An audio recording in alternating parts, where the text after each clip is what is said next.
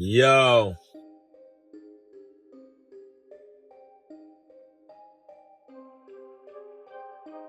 yo,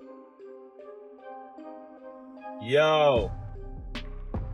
Fuck Curtis Jack. That's what came to mind soon as I heard the track. Ball spitting lyrical, condescending to murder rap. Heard they shot his ass with a Nina. He deserved a Mac. About to turn the heat up, I got my hand on a thermostat. Ugly ass G-Unit sneakers. Had the shirt to match, cause after Get Rich or Die Trying, your every verse was whack. Mad cause Diddy hit your chick.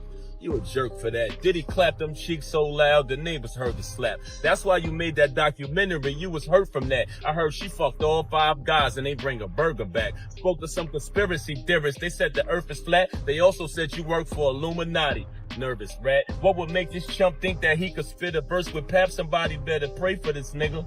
Where the church is at? If it wasn't for him, you'll be looking for a purse to snatch. Bought your girl a wig, then you told her to return it back. 50, you a petty son of a bitch. Bernie Mac killing this nigga softly. Lauren Hill, Roberta Flack. Yo, that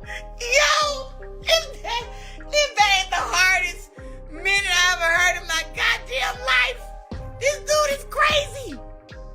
Oh my God. Yo, that boy Pap is something serious, okay? That was serious, yo. Everything I did for you. I did it because I love you. Don't you felt the same way about me? Me? Love you? Bitch, you got to be crazy. I use you. You're a toy, bitch. A freak.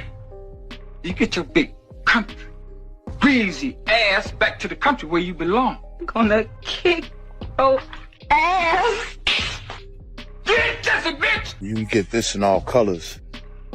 You know what I mean? Who inspired you? Oh, man, definitely the Harris family, man. Okay. You know what I'm saying? Destroyed his ass, man. Tell that big... Stop crying, man, and get in the booth and battle this, man. To do a verses, that's hip-hop, man. Ain't nobody trying to give a about these memes and all that, and all the sucker shit he doing. You know what I'm saying? Get in the booth and battle this. Listen to this. We've got to unpack what's happening because 50 Cent just went straight at Papoose, claiming the man never delivered a real hit record and basically clowning his entire career. So hold up, let's slow this down and really examine what's happening behind the scenes with this situation. And trust me, I've got something important to say later in this video. You definitely don't want to miss that part because it flips the whole conversation into a different perspective. Now here's where things started heating up. 50 Cent jumped online and dropped what he called the secret formula for never blowing up in the rap game. Then he broke it down real simple. 1 rap career plus 25 years plus 0 hits equals Papoose. And he doubled down with another jab, saying, still rapping, 25 years still waiting, 0 hits. Girl, that's a brutal shot. Naturally, Papoose came back swinging with a freestyle response. But hold up, here's the interesting twist. Even though 50 Cent previously said he wouldn't actually rap against Papoose, his continued online posts are clearly steering the narrative and controlling how people see this situation. Now, once the conversation shifts to lyricism, that's where things start getting really interesting. Because, let's be honest, nobody is questioning whether Papoose can rap. The man has always had sharp microphone skills. But that's not even the lane 50 is attacking right now. He's focused on hit records and major songs, basically arguing that after 25 years in the game, Papoose still hasn't landed that breakout record. When 50 Cent first jumped on Instagram, his caption alone had the internet buzzing. He wrote, "I'm sorry, no response to a mentally challenged rapper who can't write a hit to save their life. Moving right along, short bus shorty." That was the exact type of energy he came with right after Papoose dropped his freestyle. Now when it comes to that freestyle, there were definitely a few punches thrown in there. There were a couple bars where you could say Papoose landed a jab at 50, but if we're keeping it real, it wasn't some earth-shaking freestyle that had the entire rap world stunned. And the crazy part is, Papoose is actually far more skilled than what we heard in that clip. He's proven before that he can get extremely technical with the pen, but that particular freestyle felt more like something he threw together quickly in the moment. From 50 Cent's perspective, that type of response probably isn't strong enough to make him run to the studio either. Yo.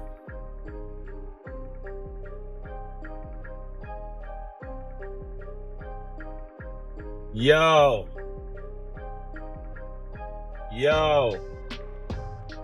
Fuck Curtis Jack, that's what came to mind soon as I heard the track. Ball spitting lyrical, condescending to murder rap. Heard they shot his ass with a Nina. He deserved a Mac. About to turn the heat up, I got my hand on a thermostat.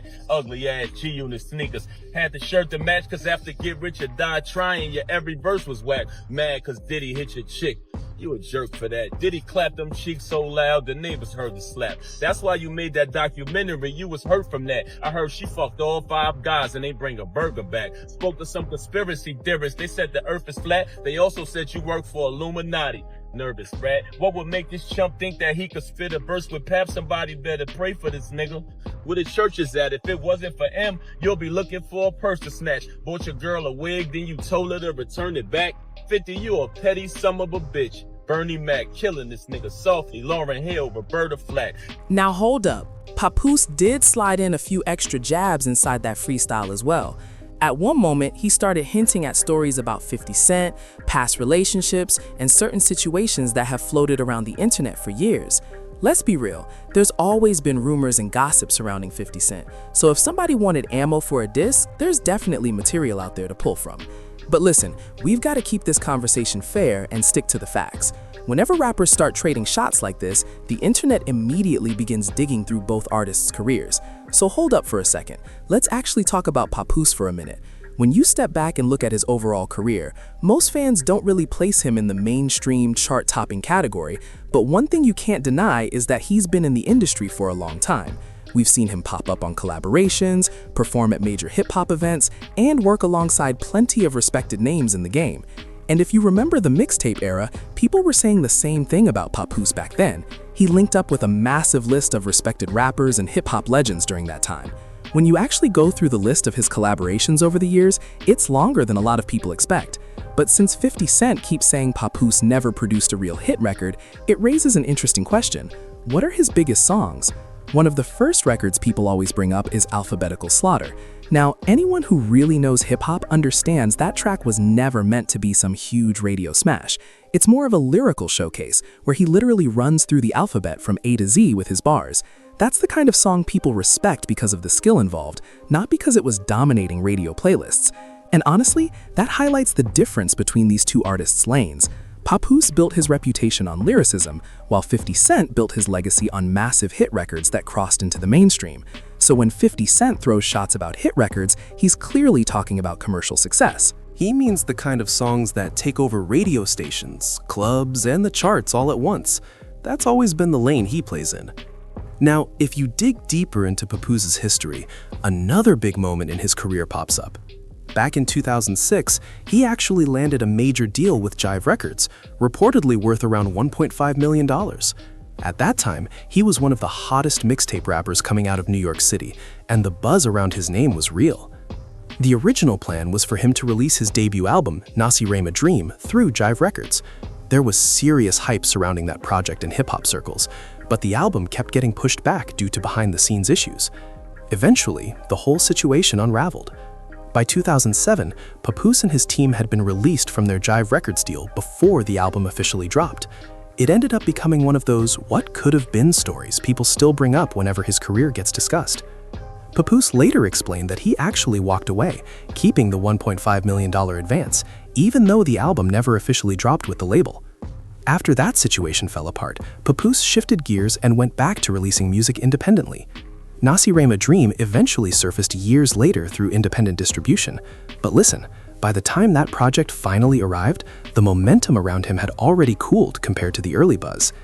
And if you've watched hip-hop long enough, you've seen this story play out before. A rapper suddenly pops up and everybody starts talking about them overnight. Not even because of major radio hits yet, just pure buzz where people start saying, that guy might be next. Papoose definitely had that type of moment. For a while, the attention around him was very real, and people were watching closely to see what his next move would be. But if you fast forward from around 2007 to 2013, that early momentum had slowed down a lot. By the time Nasi Rema Dream finally dropped, the wave simply wasn't the same anymore. After that, you'd mostly hear about Papoose popping up here and there, maybe a feature, maybe a freestyle circulating online. Those freestyles, especially the car freestyles he used to post, became one of the main ways people kept seeing him reappear on the timeline. Another thing that always stood out was just how many artists he connected with over the years. He moved through the industry collaborating with a wide range of names, which is why many fans still view him as someone deeply plugged into hip-hop circles. When you go back and revisit some of those mixtape projects, one thing becomes very clear. Papoose was working alongside many respected figures in hip-hop. These weren't random link-ups either. There were genuine industry relationships tied to different projects and mixtapes. You could see collaborations with artists connected to major circles in the game. That's a big reason people respected his run during the mixtape era. He was moving alongside well-known rappers and producers while steadily building his name. Even if those records weren't dominating mainstream charts, his name was definitely buzzing within hip-hop culture during that period. When you really dive into his catalog, you realize Papoose has worked with a huge number of artists. Over the years, he's collaborated with major names and built a strong reputation within hip-hop circles. And on top of that, the amount of music he's released is massive. Mixtapes, features, and different projects kept his name circulating in the culture for a long time. Even in more recent years, he popped back up with records that still grabbed attention. One example is the track Thought I Was Gonna Stop, featuring Lil Wayne, which pulled in millions of views online. So when you step back and look at the full picture, Papoose has definitely built real respect within the industry. He's worked with major artists, secured $1 million deal early in his career, and collaborated with plenty of big names in hip-hop. At the same time, it's also true that the level of success 50 Cent reached is incredibly rare. Only a tiny percentage of rappers ever touch that level of mainstream dominance. Even without a massive commercial smash, Papoose still carved out a legitimate career in hip-hop. His name is still recognized today, and honestly, that says a lot about someone active in the scene for decades. Now, when you look at it from that angle, the no-hit record argument could technically be used against a lot of rappers. Very few artists ever reach the level of mainstream impact that someone like 50 Cent achieved. And if we're being completely fair, putting 50 Cent and Papoose side by side as a direct comparison really isn't the most balanced matchup. Entrepreneur, real business, man. I personally is a little too busy to put in the orders for Miss Jackson. So on this Instagram that I tag, you can DM them. You can go to the story and go to the Telegram.